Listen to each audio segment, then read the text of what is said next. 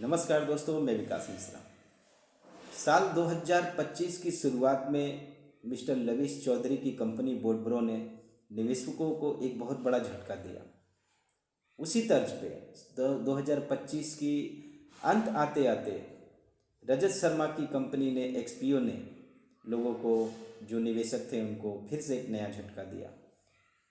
तो ये दो बड़े बड़े झटके 2025 के जो निवेशकों को दिए गए हैं और जिनके पैसे रिटर्न का वादा अभी भी किया जा रहा है, लेकिन उम्मीद तो लगता नहीं है, क्योंकि जिस तरह से लविश जी ने 2025 की शुरुआत से डेट बढ़ाते बढ़ाते तारीख पे तारीख करते करते आज 2026 आ चुका है, उन्होंने लौटाया नहीं। उसी तरीके से रजत जी भी तारीख पे तारीख देने की तैयारी कर रहे हैं। अब सवाल है, आम जनता जो निवेशक है वो निवेश तो कर देती है और फिर तारीख पे तारीख उनके हाथ लगती है, तो ऐसे में करें क्या? कम्युनल राइट आपके हाथ में है, आप उनके अगेंस्ट जा सकते हैं।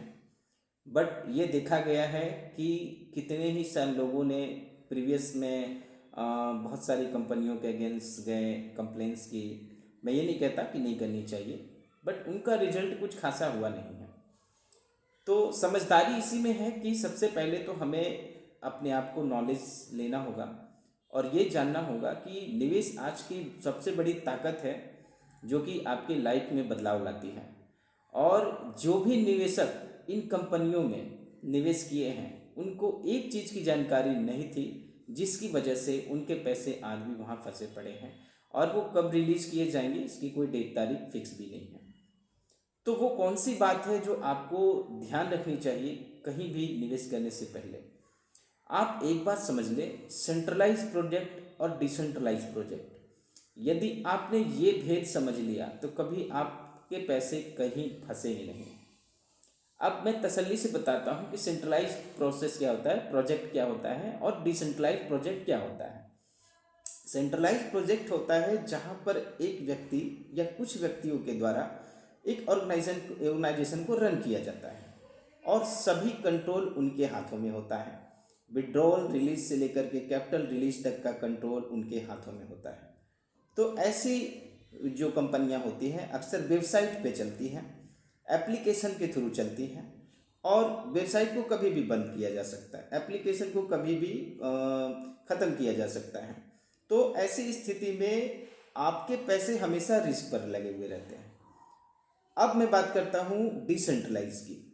डिसेंट्रलाइज प्रोजेक्ट जो है वो एक बार डिज़ाइन होकर के जो ब्लॉकचेन पे आती है, मैं आपको ब्लॉकचेन भी बताऊंगा कुछ अगले वीडियो में। आप ये समझे कि ब्लॉकचेन पर जो भी चीज़ें चलती है, जो भी प्रोजेक्ट को डिज़ाइन किया जाता है, उसमें कोई चेंजिंग नहीं की जा सकती। उसका कोई मालिक नहीं होता है जो उसमें वापस छेड़छाड़ कर सकता है और ये पब्लिक के द्वारा मोस्टली रन होता है, ये पब्लिक के द्वारा चलाया जाता है, यानी हमारे और आपके द्वारा चलाई जाती है। उदाहरण के लिए बिटकॉइन। बिटकॉइन किसी देश की ऑर्गेनाइजेशन ने नहीं बनाया। बिटकॉइन का कोई जो मालिक नहीं है, जिसने डेवलप किया था, आज भी वो इससे बाहर है और इसको पब्लिक चला रही है। उसी तरह से इथेरियम कॉइन हो गया, इथेरियम भी ब्लॉकचेन पे चलता है और इसको पब्लिक के द्वारा चलाया जाता है। उसी तरह से सोलाना हो गया। तो ये कई सारे क्रिप्टो कॉइन ऐसे हैं जो कि आपके डिसेंट्रलाइज मॉडल के उदाहरण हैं और यहाँ पे आप निवेश करके इस डर से दूर रह सकते हैं कि आपके निवेश का पैसा कहीं कोई लेके कल को ना चला जाए। अब सवाल है कि बिटकॉइन, इथेरियम या सोलाना, जितने भी क्रिप्टो कॉइन हैं, इनमें जो प्राइस होता है, प्राइस का उछाल और गिराव दोनों होता है। अब आप सोचेंगे कि यदि हमने इसमें पैसे लगाए तो प्राइस का उछाल और गिराव का सामना करना पड़ेगा और कहीं आपको प्रॉफिट भी होगा, कहीं लॉस भी होगा। जाहिर सी बात है, ये दोनों चीज़ें लगी रहती हैं, प्रॉफिट और लॉस, क्योंकि प्राइस में पब्लिक चला रही है। पब्लिक प्रेशर से ऊपर जाता है रेट और नीचे भी जाता है। लेकिन एक डिसेंट्रलाइज प्रोजेक्ट ऐसा भी है जिस पे कोई प्राइस का इफेक्ट नहीं पड़ता है। जैसे एग्जाम्पल के लिए मैं बता दूं ओरिजिन के बारे में। ओरिजिन एक ऐसा डिसेंट्रलाइज जो प्रोजेक्ट है आप भी इसके बारे में रिसर्च कर सकते हैं, जो कि अनूबी फाउंडेशन के द्वारा बनाया गया था। और इसको इसीलिए बनाया गया था कि जिस तरह से आम क्वाइन जो होते हैं, जिनके रेट बढ़ने घटने घटने का अंतर जो होता है वो निवेशकों को इफेक्ट करता है, पर इस क्वाइन का रेट से कोई ज़्यादा इफेक्ट आपके निवेश पर नहीं पड़ेगा। चाहे क्वाइन का रेट ऊपर जाए या क्वाइन का रेट नीचे जाए, आपके निवेश पर उतना इफेक्ट नहीं पड़ेगा। इसके पीछे रीजन होता है।